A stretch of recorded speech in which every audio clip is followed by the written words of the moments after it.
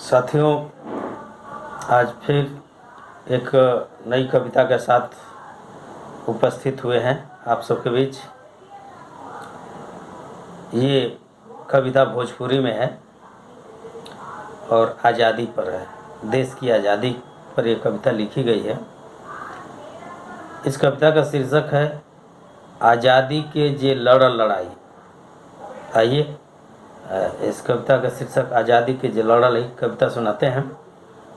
आज़ादी के जे लड़ लड़ाई कुछ के नाम लिखा गई, आ कुछ जाति धर्म के दोबा में उनकर नाम फेंका गई।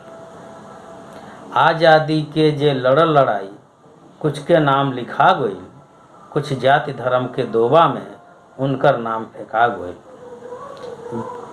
जे देश खातिर लड़ लड़ाई ओकर घर बिला गई, आ घर में बैठल चमचन के कागज पर नाम रखा गई।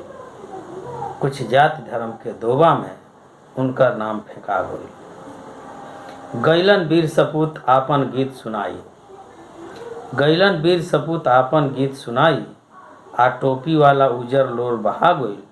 आ भइल हला देश में के लड़ लड़ाई, देखलस मौका आके लाइन लगा गई। कुछ जाति धर्म के दोबा में उनकर नाम फेंका गई। हमरा देश के लड़ाई के अजबे कहानी बा, केहू अमर त केहू के गलल हड्डी निशानी बा।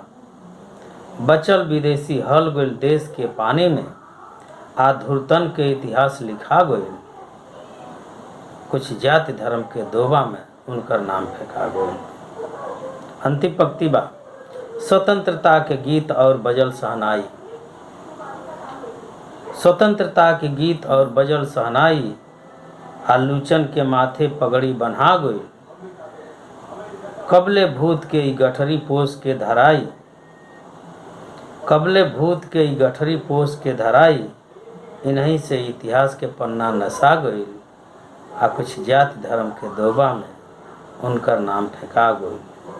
आज़ादी के जे लड़ लड़ाई कुछ के नाम लिखा गई, कुछ जाति धर्म के दोबा में उनकर नाम फेंका गई। जय भोजपुरी।